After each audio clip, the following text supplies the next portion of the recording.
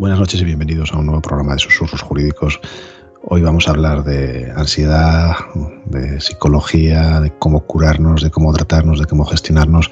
Está con nosotros JR, Mar, Yolanda, Inma, Antonio y tenemos un invitado especial, Miguel Fernández Galán, que es psicólogo, y él nos va a explicar un poquito cuál es su especialidad y a qué ha dedicado últimamente su tiempo. Y yo creo que es muy interesante el programa de hoy porque vamos a poder, no sé si sacar a la luz todos los problemas que sufrimos, pero sí poder hablar desde un punto de vista objetivo con un psicólogo de lo que él ve. Miguel, te voy a dar la palabra para que nos expliques un poco cuáles son tus especialidades, a qué te dedicas, tus inquietudes, sobre todo en el mundo de la psicología. ¿Te parece? Te doy la palabra y nos vas contando. De acuerdo, Guillermo. Muchísimas gracias a todos por invitarme a este espacio. Para mí es todo un honor poder participar de este programa y la verdad es que tenía muchas ganas de venir.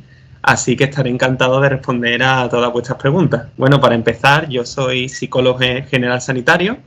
Me especializo en el campo de la psicología de los niños y los adolescentes y también tengo una gran inquietud por tratar de acercar la psicología práctica a las dificultades de índole psicológica que puede tener o puede sentir una persona que se dedica al derecho, concretamente a la abogacía, en su tarea diaria.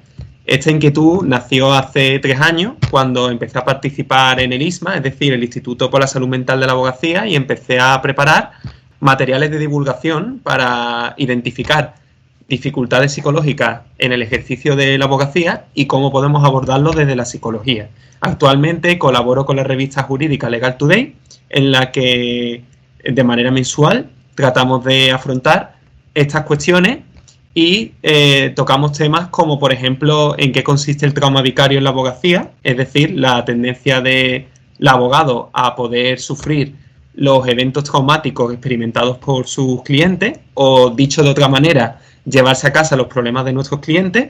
También hemos abordado problemas como el temor escénico en causa de juicio y cómo afrontarlo, así como cuestiones derivadas más prácticas relativas a la sugestionabilidad de los testigos, por ejemplo, o cómo funciona la memoria de un testigo a la hora de declarar, así como maneras de gestionar el estrés, la ansiedad, nuestro tiempo, cómo organizarnos, cómo evitar posibles bloqueos a la hora de gestionar las altísimas exigencias derivadas de la profesión.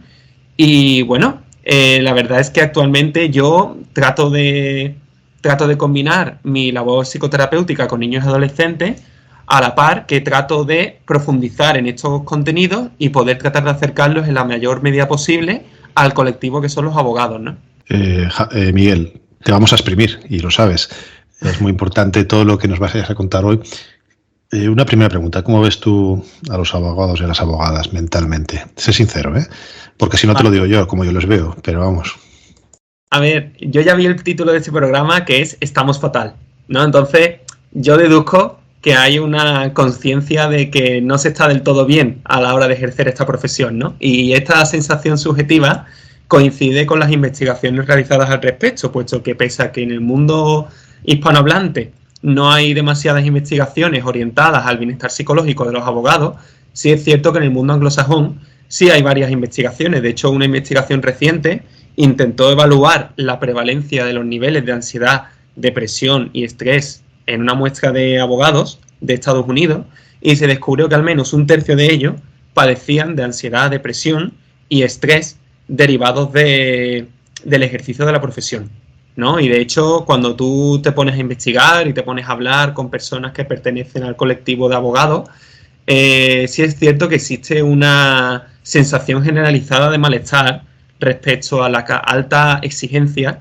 de la profesión, tanto a un nivel jurídico y laboral y personal, como a nivel de los clientes, ¿no? Puesto que los clientes están depositando en los abogados su futuro, en cierto modo, ¿no? Porque los asuntos que manejan los abogados, independientemente de su especialidad, no dejan de ser tareas de una elevada responsabilidad que desafortunadamente no siempre están bajo el control del profesional.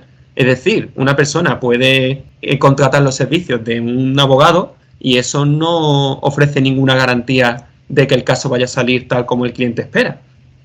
Entonces, esa incertidumbre es algo que el abogado o la abogada deben gestionar, porque es una incertidumbre elevadísima y una gran carga de responsabilidad que cuando lo llevamos a un terreno personal puede hacernos sufrir mucho, ¿no? Entonces yo diría que es una profesión que realmente es muy dura, que es muy exigente, tanto a nivel intelectual como emocional, y considero que en los estudios actuales de abogacía, de derecho, no se abarca necesariamente bien el aspecto psicológico del mismo. Voy a empezar yo con una pregunta y luego le voy a dar a JR la palabra para que te haga la segunda pregunta directamente.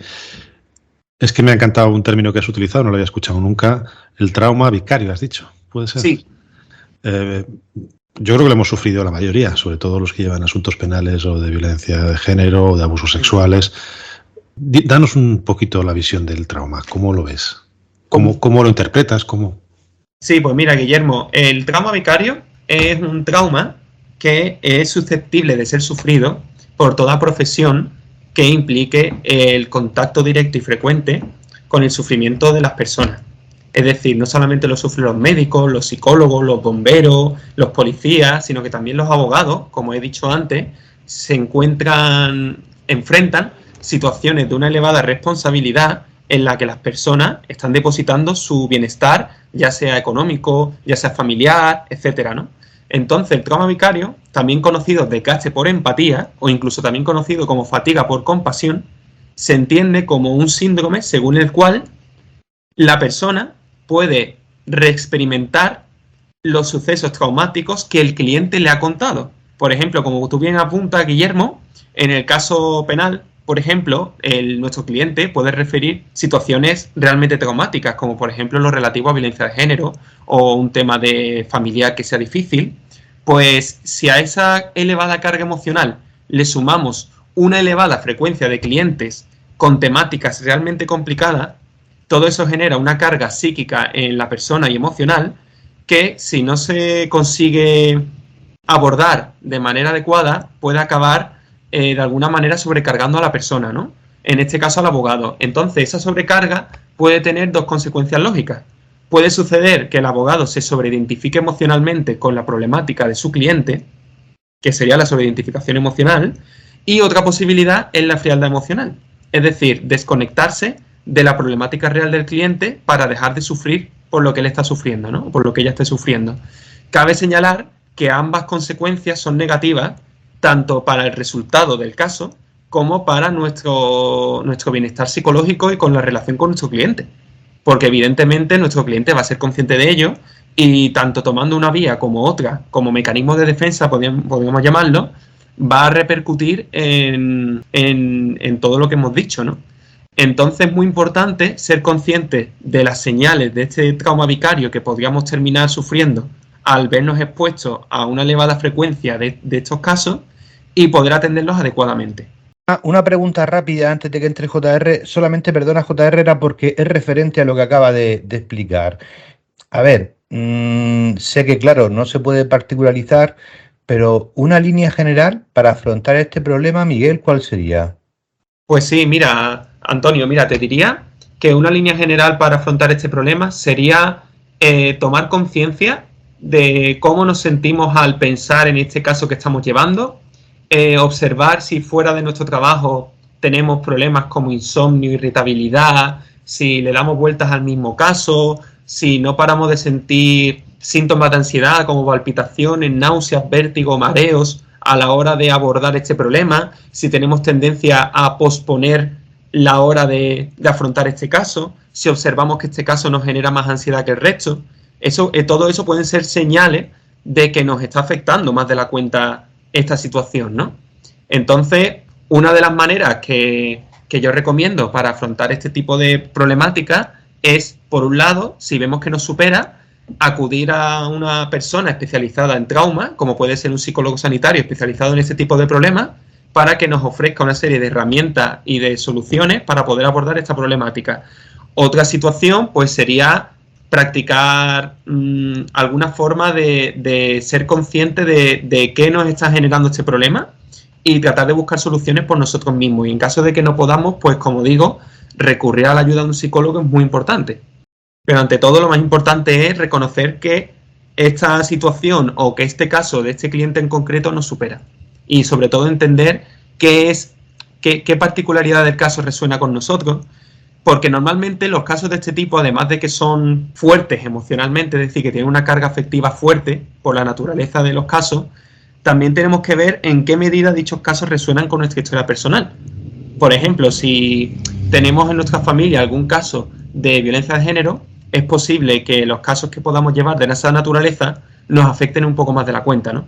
Entonces también tenemos que saber nosotros detectar qué casos son para nosotros emocionalmente más difíciles de llevar y en base a eso desarrollar estrategias que nos permitan tomarlos de manera adecuada o incluso si vemos que nos supera, poder enfocarnos en otra línea, ¿no? Que no nos suponga tanta dificultad. Yo, Miguel, en relación a lo que estás diciendo, precisamente yo cuando empecé a ejercer, uno de los problemas que tuve era el que, claro, el asunto me lo llevaba a casa. Me llevaba a casa el asunto y hacía mío el asunto, en parte. Y cuando se perdía el asunto, pues me frustraba mucho y cuando, además, incluso pensando que era injusto, que tal, y cuando se ganaba, pues me ponía eufórico.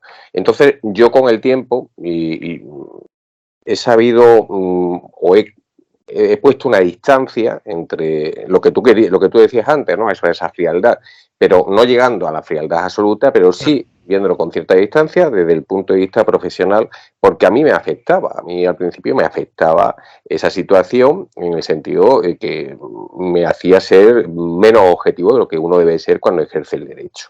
Entonces, pues yo creo que en efecto es súper importante tener esos mecanismos psicológicos pues para poder estar en un punto equidistante, poder ayudar al cliente sin que te perjudique a ti emocionalmente y, por supuesto, incida en el ejercicio de tu profesión. Yo, otra de las cosas que quería comentarte es nuestra profesión, lo que es el ejercicio de la abogacía, está siempre con unos grandes altibajos de estrés.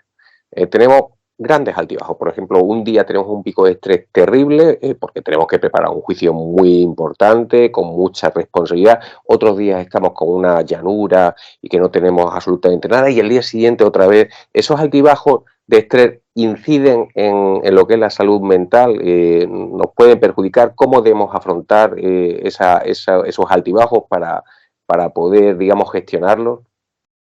Pues, José Ramón, muchas gracias por tu pregunta porque me parece muy interesante. Es totalmente cierto lo que comentas, que es necesario tener una distancia terapéutica que se llama con nuestros clientes. Es decir, en psicología se llama distancia terapéutica la distancia suficiente en la que podemos empatizar con el cliente, pero a la misma vez no identificarnos con él.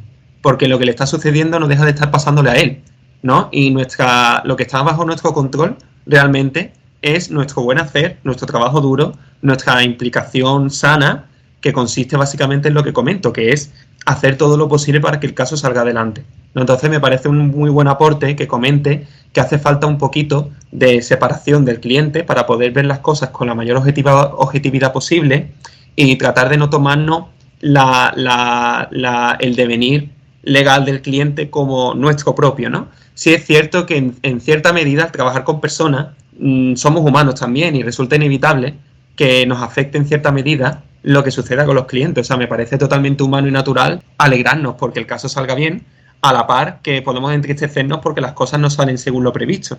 Pero como tú bien indicas, una cosa es ponernos tristes o alegres y sentir emociones humanas y otra ya es sentir una auténtica frustración y rabia, ira o euforia máxima cuando vemos que las cosas salen de un modo u otro, ¿no? Porque realmente eso no deja de afectar a nuestra estabilidad emocional, ¿no? Entonces yo creo que hay que saber, como tú bien dices, mantener esa distancia. Respecto al tema de los altibajos, una cuestión muy interesante también, porque es cierto que a lo mejor un día tienes la agenda llenísima y tienes que atender a 1000 cosas a la vez y a lo mejor al día siguiente no tanto. Yo comentaría que, en primer lugar, sí está muy bien tener en cuenta que la naturaleza de la profesión de la abogacía es así y poder poner medidas al respecto. Es decir, por ejemplo, se me ocurre aprovechar esos días que se está más abajo que arriba, es decir, que hay menos que hacer para avanzar o prever cosas que puedan suceder en casos en el futuro, ¿no? Por ejemplo, si preveemos que tenemos un juicio para el mes que viene, pues a lo mejor ese día que tenemos menos tareas, poder ir avanzando un poco esa tarea para que el día que tengamos mucho estrés tengamos más avanzado.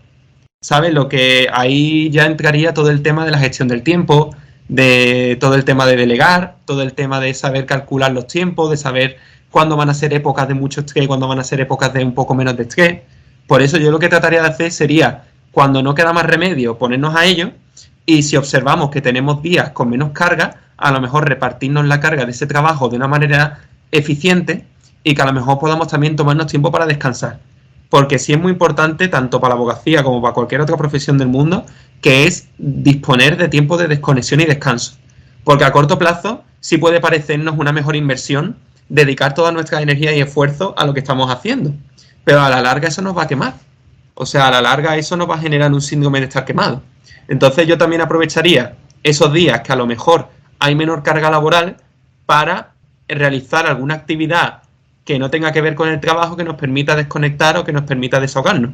Ya sea quedar con nuestros amigos, con nuestra familia, con nuestra pareja, hacer algún deporte, todas esas actividades que nos puedan proporcionar descanso y placer, ¿no?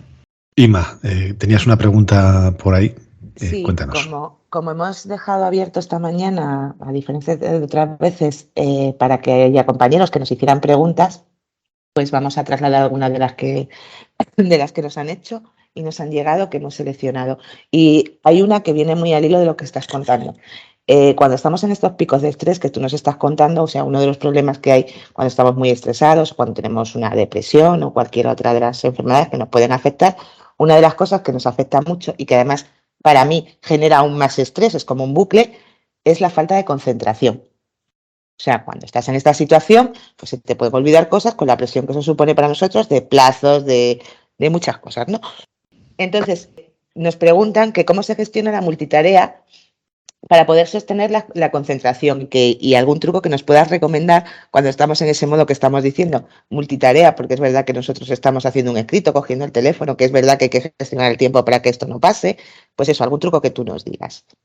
Vale, de acuerdo. Con respecto a multitarea, entiendo lo que comenta Inmaculada, que es el tema de encontrarnos que en muy poco tiempo tenemos que estar a cargo de muchísimas tareas a la vez, ¿verdad?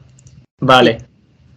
A ver, yo diría que para mantener una buena concentración durante el día, hay una serie de factores que parecen no estar realmente vinculados a esa variable, pero que sí lo están, y son variables que, por suerte, están relativamente bajo nuestro control y que podemos aplicar en nuestra vida diaria. Por ejemplo, una de esas variables es sobre todo el descanso nocturno, es decir, dormir bien por la noche.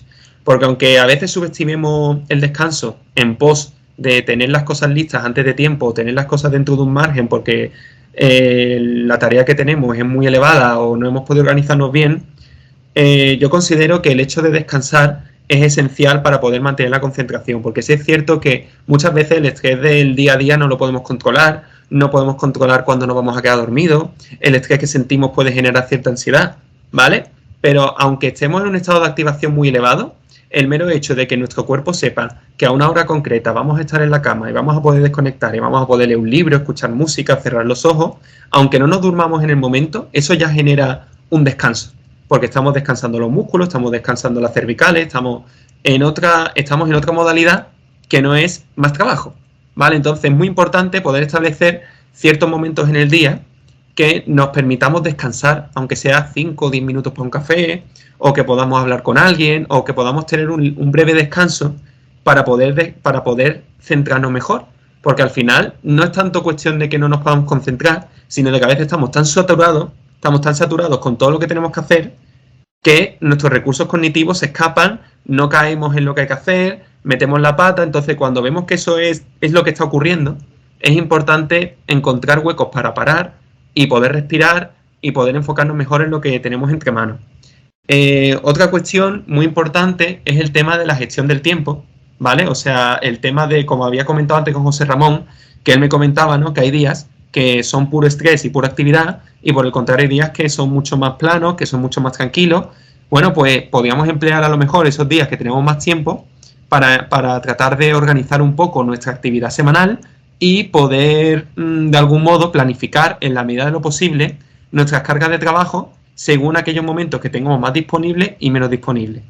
Entonces yo opino que pese a que, como comentamos, la abogacía no deja de ser una profesión de una elevada carga y exigencia, yo considero que en nuestras manos sí existe cierta capacidad para poder repartir la carga de trabajo semanalmente, o también yo creo que ahí interviene mucho el perfeccionismo, ¿no? Porque muchas veces el perfeccionismo propio de las personas altamente responsables, como suelen ser los abogados, si quieren hacer las cosas bien y tal, conlleva querer hacer las cosas al 100% y sacar un 10 de 10 siempre. Y eso no es posible. A veces el mero hecho de sentarse y hacerlas va a salir mucho mejor que si nos exigimos estar todos los días al 100%, ¿no? Entonces yo considero que también la expectativa que uno tiene de sí mismo o de sí misma influye muchísimo en esa dificultad para concentrarse. Porque evidentemente si has tenido una mala noche, si has tenido una discusión con tu familia, con tus amigos o con tu pareja, si a lo mejor estás muy implicado con un caso y te está agobiando, pues es normal que puedas sentirte un poco desconcentrado. Entonces el hecho de poder aceptar esa falta de concentración como natural, que nos puede pasar a todos cualquier día, reduce el estrés. Porque si nos exigimos estar atentos y concentrados todos los días, a todas horas, al final eso nos va a generar más frustración y ansiedad de la que realmente necesitamos sentir, ¿no? O sea que ahí también en este componente de ansiedad no solo hay un componente externo de carga de trabajo y de que hay mucha presión externa, sino que también hay un componente interno de expectativas, ¿no? Un componente interno de autoexigencia. Entonces yo creo que ser consciente de la autoexigencia y saber orientarla nos va a ayudar muchísimo, tanto a la hora de afrontar nuestro trabajo como a la hora de saber descansar fuera del trabajo, ¿no? Y poder permitirnos ese descanso que tanto necesitamos, redundando al final en una mejora de la concentración de forma paradójica, ¿no? Mar, tenías levantada la mano, que creo que quieres preguntarnos algo. Miguel, te vamos a acribillar, ¿eh? Te vamos a acribillar. Mira, a mí ha habido algo que me ha gustado mucho de lo que has hablado hoy, es la distancia terapéutica. Efectivamente, yo siempre digo que los abogados tenemos que actuar como cirujanos. Ver el caso, estudiar el caso, actuar sobre el asunto, pero no preguntarnos más allá de lo que es nuestra actuación profesional, que sea la mejor. Pero yo te voy a preguntar sobre algo que a mí personalmente, por otros compañeros, he visto que sucede mucho. Somos muy de atracones, deberíamos de gestionar el tiempo, pero la realidad es que no lo hacemos. La frase por excelencia de los abogados son aquellos de los plazos están para agotarlos y eso lo llevamos al máximo. Quiere decir que nos pegamos esos atracones ya cuando no hay más remedio, cuando ya tienes el juicio gordo en 2 días, cuando ya tienes la contestación gorda en 2 días, cuando tienes que presentar la demanda en 3 días. Ahí van los atracones. Y yo observo cada día más en mí y en otros compañeros lo que viene a ser el estrés postraumático. O sea, yo no me pongo mala. Los compañeros, los abogados, cada día lo veo más. Nosotros no caemos durante el tiempo en el que estamos sostenidos en el estrés. Tú tienes la ansiedad, tú no duermes, no comes y está bien porque sabes que tienes un juicio, 3 demandas que contestar, 4 declaraciones y va. Y cuando te vas de vacaciones o te coges el fin de semana de casa, haces cataplón. Haces cataplón con un resfriado, con una anemia, con una diabetes o con una depresión como un caballo. Cuando ya no está ese estrés. A mí me pasa mucho y veo que a muchos compañeros también. ¿Cómo podemos nosotros hacer para detectar? A lo mejor la pregunta es un poco así atropellada, pero yo no detecto eso. O sea, yo estoy haciendo. Tú lo detectas, tú estás a lo que estás. Y cuando caes es cuando dices, claro, es que no es normal. Es que esto no es normal, pero ya vas tarde, porque ya lo has hecho. ¿Cómo gestionamos ese estrés postraumático que a mí de verdad que me preocupa más que el otro? Porque mira, si hoy caigo mala y no puedo ir, pues lo siento, no puedo ir, pero que yo tenga 3 días para descansar o 4 días para descansar y te los pegues en la cama porque no eres capaz de levantar la cabeza con un vértigo, con una cervicalia o con cosas que sabemos de dónde vienen y vienen de ahí. ¿Qué hacemos? ¿Qué hacemos con el estrés postraumático, Miguel? Pues muy buena pregunta, María del Mar. Mira, relativo al estrés postraumático, se define como el estrés que nosotros sentimos al experimentar un trauma, ¿vale? Entonces, en lo relativo al trauma vicario, se entiende estrés postraumático como un estrés de tipo secundario. Es decir, es un estrés derivado del estrés de otra persona, ¿vale? O sea, el hecho de que tú estés expuesta a una elevada frecuencia de situaciones traumáticas que han vivido otros, pero que tienen consecuencias legales y que dichas consecuencias legales están en manos de su abogado, ¿vale? Eso genera tanto a nivel profesional de carga de responsabilidad, ¿no? De tengo que ayudar a esta persona que lo ha pasado mal y tal, ¿no?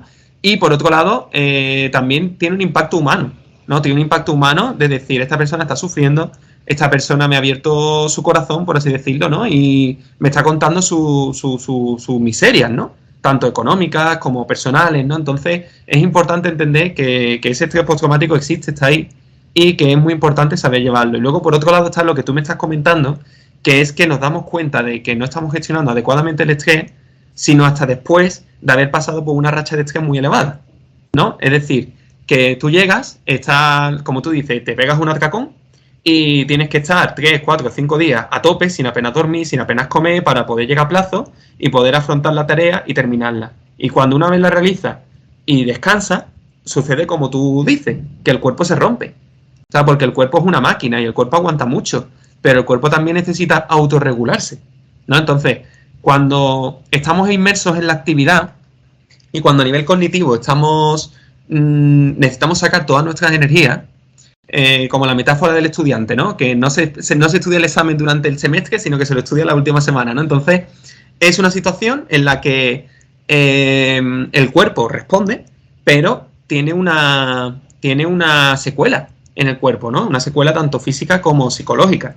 Entonces, claro, ¿cómo lo detectas? Bueno, si tú te encuentras dentro de un atracón y ves que no comes, no duermes y no tal, lo más importante es no culparnos demasiado por ello, porque todas estas secuelas psicológicas y físicas que me comentas son nuestro cuerpo tratando de recuperar el equilibrio después de todo el estrés psicológico que ha pasado, ¿vale? Entonces, ¿qué podemos hacer? Una vez ha sucedido, aprender de la experiencia y tratar de prevenir que eso suceda de nuevo, porque no deja de tener un impacto sobre nuestra salud.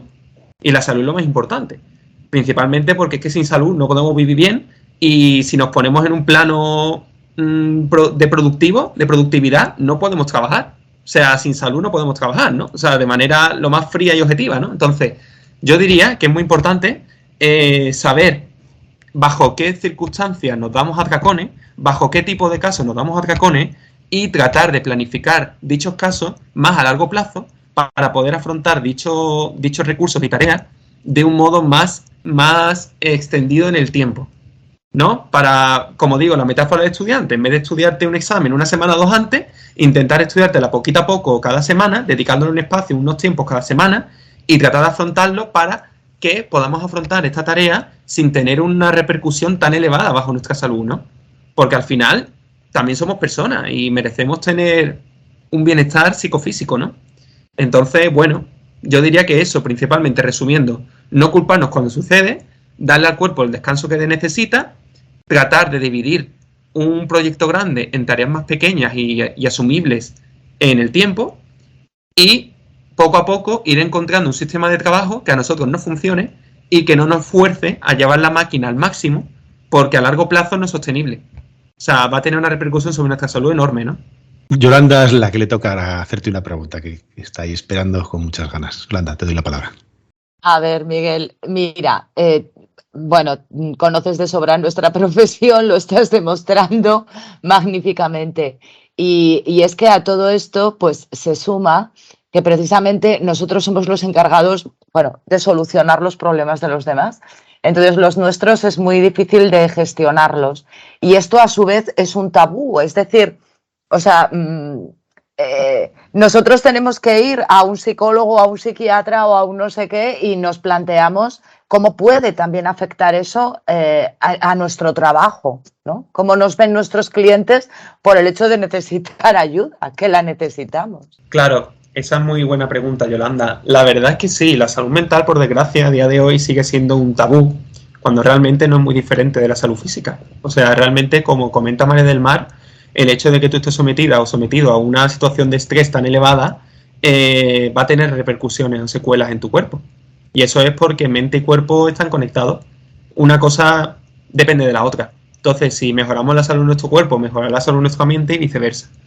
Entonces, yo opino que si nosotros vemos que la situación de nuestro trabajo nos sobrepasa y lo vemos conveniente, sí es bueno probar a acudir a algún profesional de la salud mental, porque el hecho, no sé si es por el modelo biomédico que permea nuestra cultura, es decir, que aquel que va al médico es que está enfermo, entonces aquel que va al psicólogo es que está enfermo, y no necesariamente es así. O sea, yo creo que todas las personas pasamos por etapas difíciles, etapas duras, etapas en las que nuestra salud emocional o psíquica se puede ver resentida, y considero que no hay ningún problema a la hora de atender ese tipo de cuestiones, porque hay situaciones que sin que tú tengas ninguna patología mental previa pueden generarte un estrés muy grande, por ejemplo el fallecimiento de un familiar, o que a lo mejor te hayas implicado mucho en el juicio de un cliente y no salga, y eso nos toque más de la cuenta. El hecho de que nos sintamos que nuestras creencias o nuestras expectativas hacia el trabajo nos están asfixiando y no nos sentimos capaces de gestionarlo, o por ejemplo pedimos ayuda a nuestro entorno y nuestro entorno, más que ayudarnos, parece que corrobora nuestras propias creencias, ¿no? Entonces, el hecho de poder acudir a una persona externa, una persona que se ha formado, que es profesional en el ámbito que queremos solicitar ayuda, realmente nos ayuda mucho a repensar las cosas desde otra perspectiva, porque muchas veces no es tanto la situación en sí que nos genera estrés, sino cómo nosotros vivimos esa situación. Es decir, hay situaciones que son objetivamente aversivas, que son objetivamente desagradables, y hay emociones que son objetivamente desagradables, que no por eso son malas, porque nos están indicando una información respecto a cómo estamos viviendo una situación, que a veces cuando se acumulan, y sobre todo, por ejemplo, cuando no nos tenemos más remedio que pegarnos un atracón o sucede algún suceso inesperado, los recursos de las personas pueden verse superados. Y eso le puede pasar a cualquiera. Y eso no significa que la persona esté enferma. O sea, eso es falso. Eso es un mito.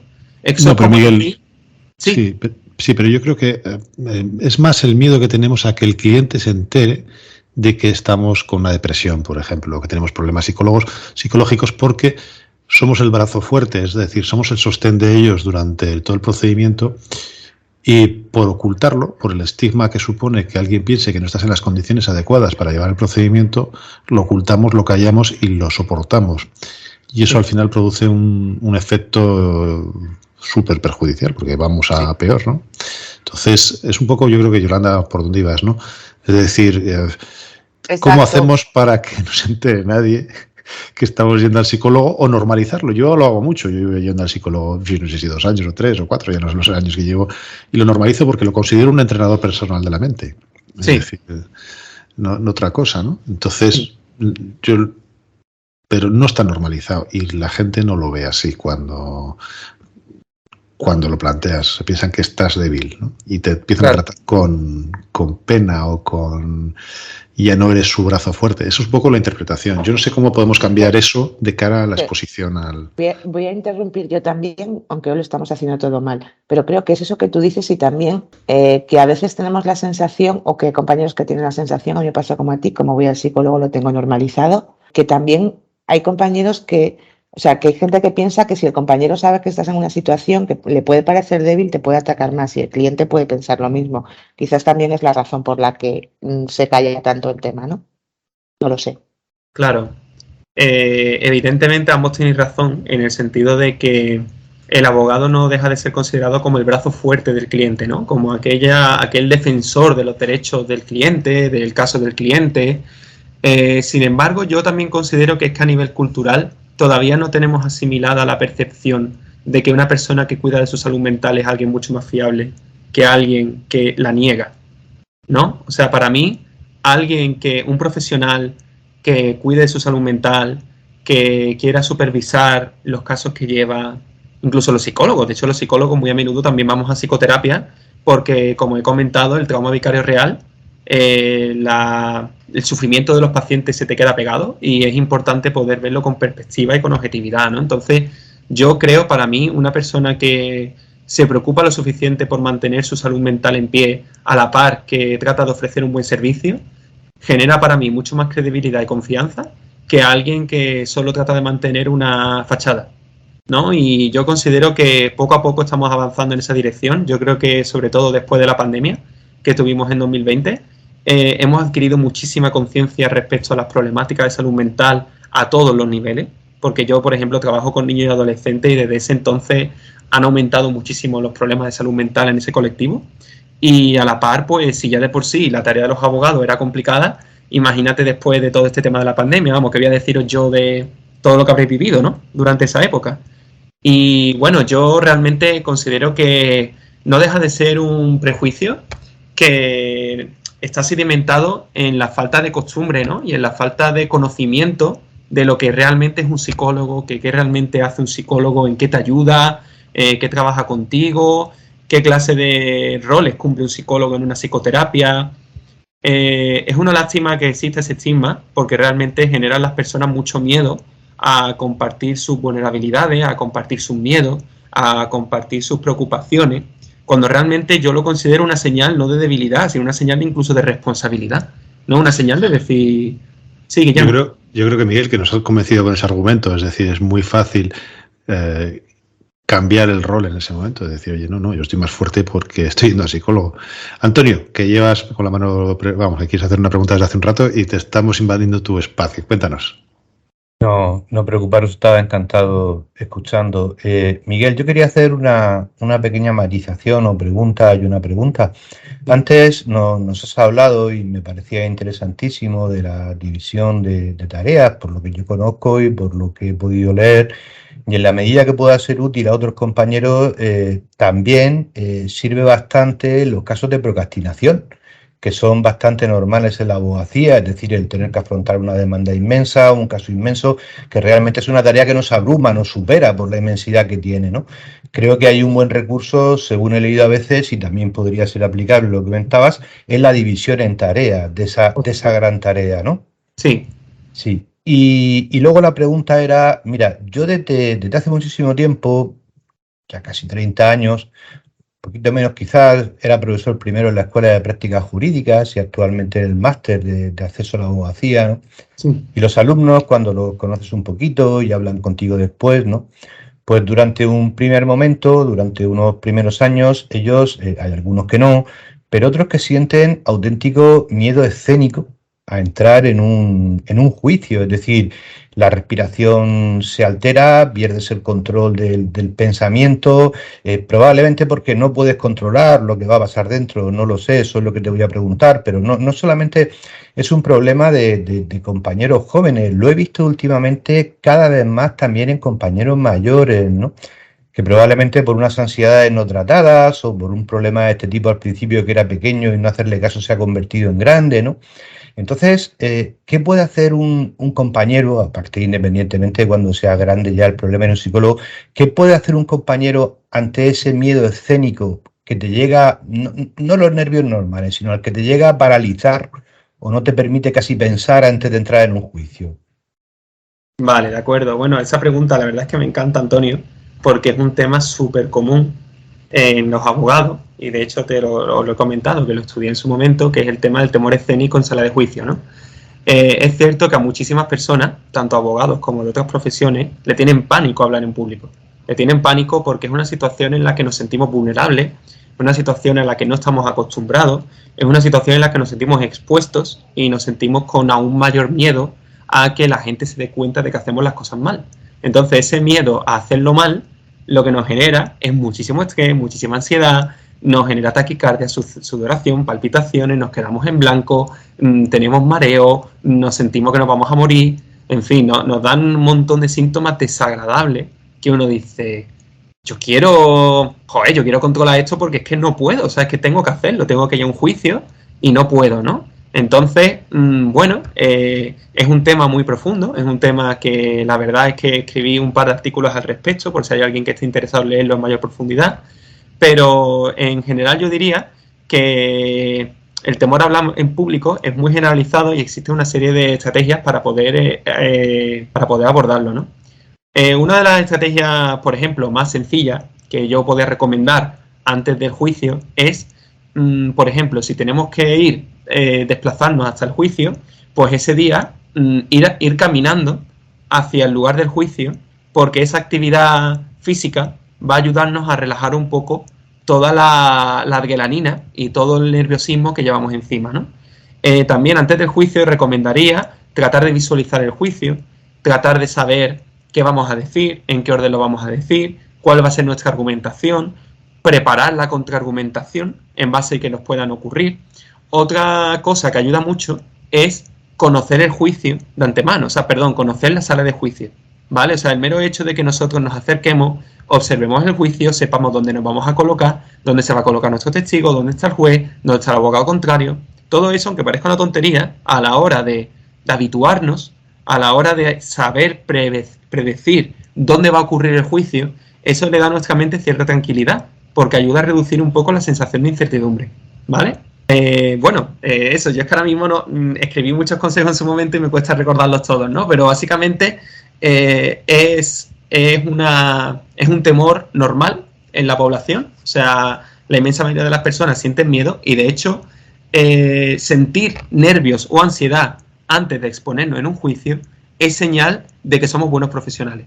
Es decir, ningún buen profesional va a ser indiferente a una exposición en público, porque esos nervios previos son esenciales para mantenernos a tono y poder actuar adecuadamente. Es decir, es importante percibir los nervios como lo que son, una señal de alerta ante una situación exigente y de responsabilidad, que en este caso es exponer un caso en un juicio, ¿no?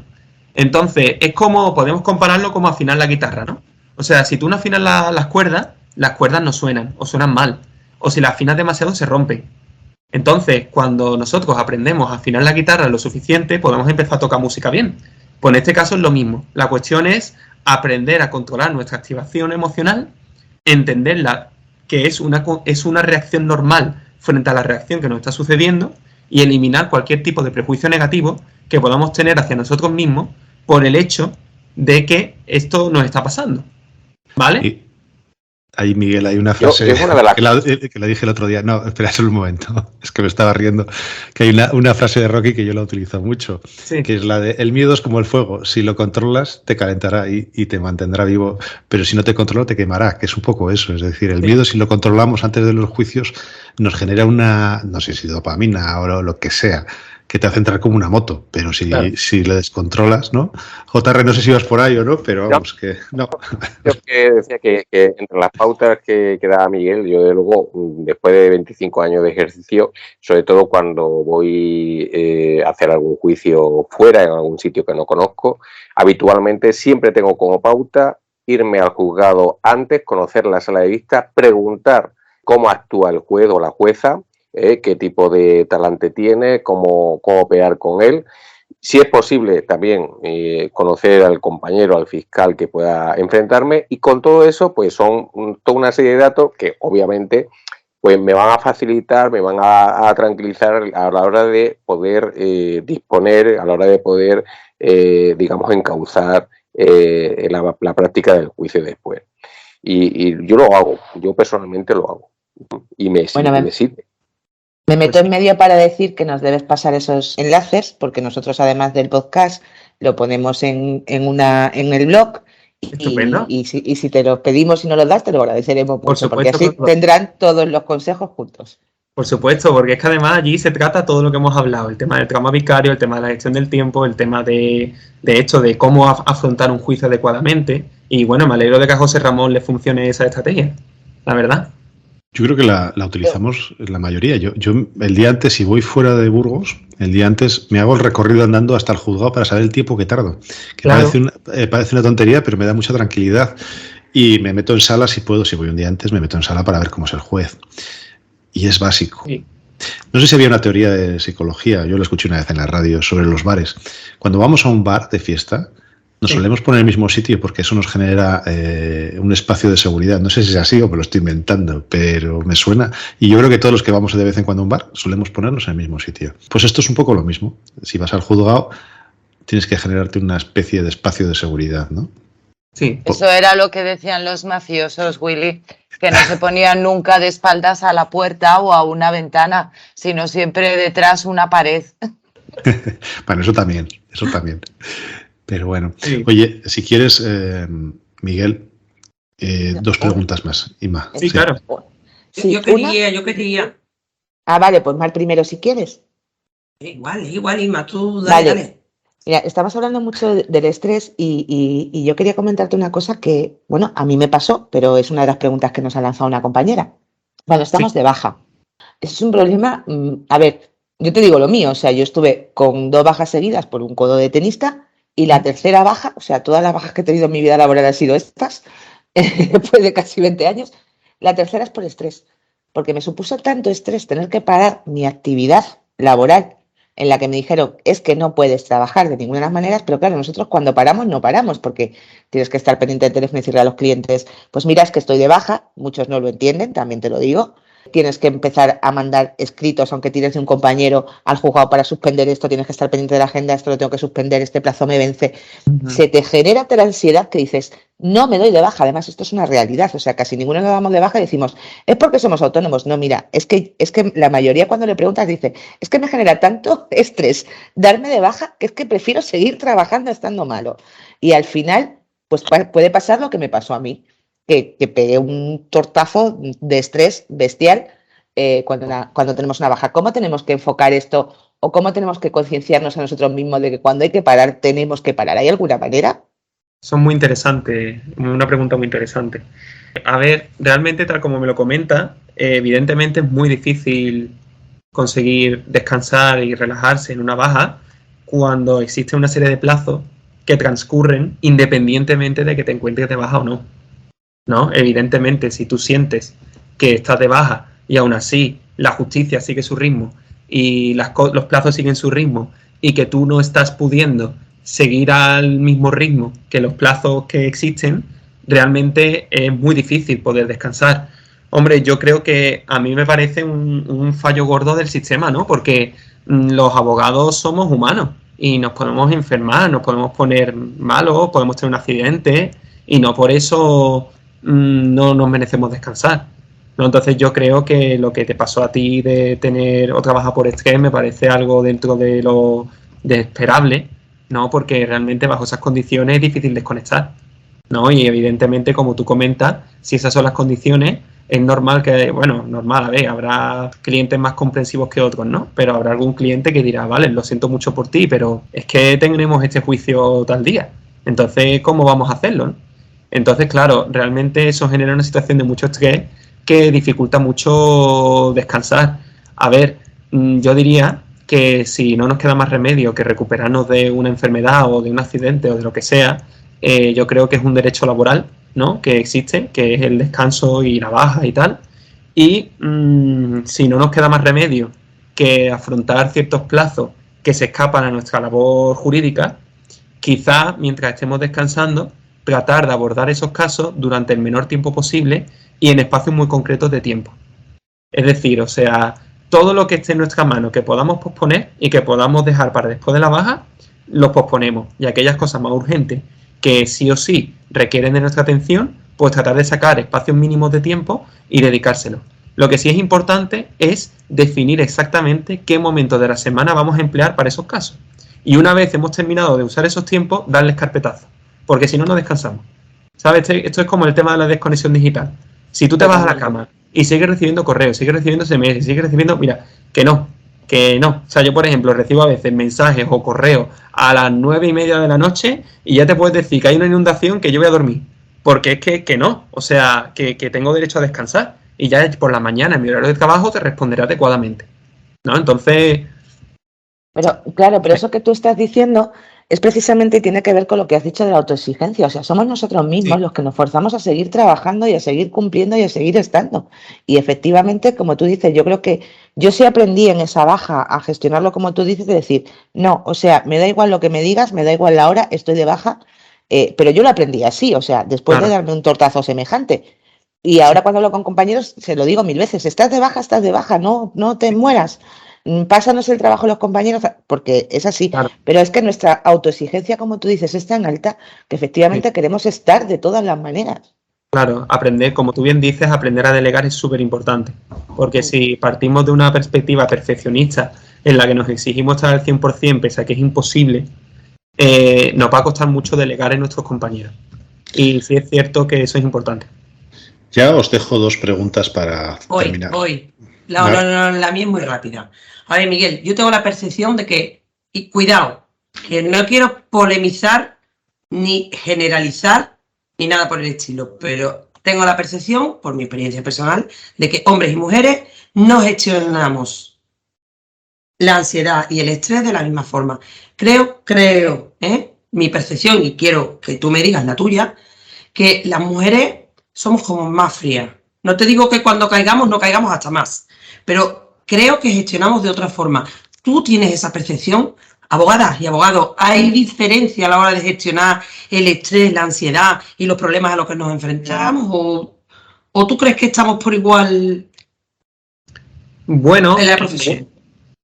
Esa cuestión la verdad es que me resulta complicada porque yo suelo enfocarme a la orientación de cómo abordar las dificultades psicológicas en la abogacía desde un ámbito unisex, o sea, podemos llamarlo, ¿no? O sea, tanto para hombres como para mujeres, ¿no? De todos modos, respondiendo a tu pregunta, en base a los estudios he observado que el sexo femenino tiene una mayor prevalencia respecto a los trastornos del estado de ánimo y de la ansiedad, independientemente de la profesión. Entonces, no sé si eso en cierto modo responde a tu pregunta. O sea, los estudios indican que aproximadamente por cada hombre con ansiedad o depresión hay 2 mujeres. Entonces, o sea, que es al revés de mi percepción. Bueno, es al revés de mi percepción. Bueno, claro, más que al revés, diría que a lo mejor la percepción de tu entorno es acertada. O sea, quizás dentro de las personas que tú has conocido ha habido mujeres que han logrado gestionar las emociones mejor que los hombres, ¿no? Quizás debido a su entorno o debido al apoyo emocional o debido a la propia educación que han recibido, demás. Sí. También es cierto que, por ejemplo, a nivel cultural, a los hombres a lo mejor pues se nos exige mucho mantener una imagen de fortaleza, de no expresar emociones, de no expresar vulnerabilidad. Entonces puede que en aquellos hombres que tú hayas conocido gestionan peor eso porque tienen menor oportunidad social para abrirse a su entorno y poder comentar cómo se sienten, ¿no? Entonces quizás esas mujeres que tú has conocido recurran a, no lo sé, todo esto es una hipótesis, recurran a redes de apoyo en mayor medida que los compañeros masculinos, ¿no? Y haya menos tolerancia por parte de los hombres a la frustración que en las mujeres. Ya te digo, es una percepción, no es ningún estudio, pero sí que va un poquito enfocado en lo que tú has dicho. O sea, quizás por la educación que recibimos, que no lo podemos, esperemos que esto continúe cambiando, pero que todavía venimos arrastrando, pues quizás haya menos tolerancia a la frustración por parte de los hombres y eso les provoque más, no sé, ha sido una percepción. Yo voy a polemizar con Mar porque creo que lo que dice, o sea, en datos como él dice, más mujeres que hombres en términos generales, creo que la carga y la falta de igualdad que todavía sufrimos en todas las profesiones, en la sociedad en general y en la abogacía en particular, estamos muy acostumbradas quizás a gestionar mucho mejor eso que tú decías, de ir a todo, pero creo que al final, como tenemos esa carga complementaria del cuidado de mayores, del cuidado de pequeños, de las responsabilidades familiares que aún por desgracia no están equiparadas, creo que al final sí que podemos ser más las mujeres que tenemos esa sensación de estrés o esas depresiones o esas caídas de que ya no podemos más porque te desbordas. Vamos, polemizar, no, dan mi punto de vista. Bueno, no, en eso para terminar, tienes toda la razón. Porque... Si os parece, para terminar con 2 cosas más o con una más. Las adicciones. Oh, sí. Que se nos había pasado y que consideraba importante. Yo soy adicto al café porque cada vez me cuesta más y entonces para empujar el día a día tienes que tomarte café. Hay un montón de adicciones, me imagino, en la abogacía y entras en barrena, ¿no? Van a más.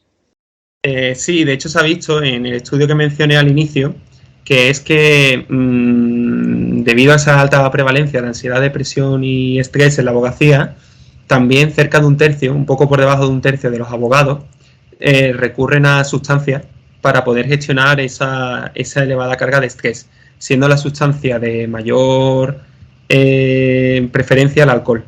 De hecho, los índices de alcoholismo son incluso superiores en los abogados jóvenes, es decir, los abogados que están por debajo de los 30 años. Entonces, eso realmente es un problema que, por desgracia, en España no se está abordando lo mejor tan bien como en el mundo anglosajón. De hecho, la mayoría de los estudios a los que yo recurro para poder fundamentar mis estudios y tal son de origen americano o de origen inglés. Y bueno, yo diría que el alcohol realmente tiene un gran impacto en los abogados, ¿no? Y yo creo que también esa estrategia de afrontamiento inadecuada es producto de no poder reconocer abiertamente, tanto a nivel público como a nivel privado, que tenemos una dificultad, que la situación nos está sobrepasando, que existe una perspectiva social del abogado como un ser invencible, ¿no? Un ser que lo sabe todo, que sabe rebatir argumentos, que sabe llevarlo todo para adelante, casi un superhéroe, ¿no?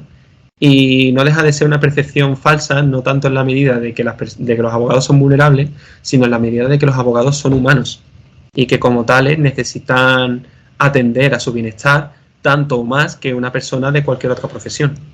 Y de hecho, ya para terminar, cabe señalar que este consumo de alcohol y de ansiedad y depresión y prevalencia de ansiedad y depresión es superior al encontrado en otras profesiones. Y ya encima la adicción a la conexión digital derivada de programas como el SNET que nos obligan a estar hiperconectados, ¿no? Efectivamente. Y todo eso nos termina hundiendo. Una frase para terminar, para poder sacar el programa sobre la desconexión digital, sobre la conexión, sobre las drogas, algo que consideres que es relevante para un titular. Así que te pillo un poco a desmano. Vale. Vale, yo diría, hay una frase del Colegio de Psicólogos de Andalucía que a mí me gusta mucho, que es: no hay salud sin salud mental. O sea, sin salud mental no hay salud, y sin salud no hay trabajo, y sin trabajo no podemos ser abogados. Entonces, yo diría que esa es la clave.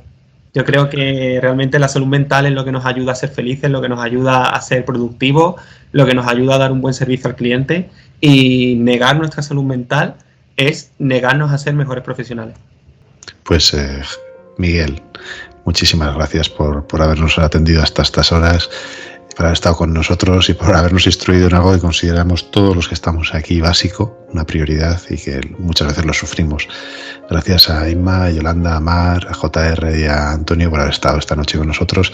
Y de verdad, Miguel, muchísimas gracias porque nos ha sido muy útil y tendremos que, no sé si contratarte en algún caso, que cuentes con nosotros o cuando podamos contar contigo, pues estaremos encantados de volverte a tener en el programa. Muchísimas gracias y buenas noches a todos los que nos habéis aguantado hasta ahora y nos habéis escuchado.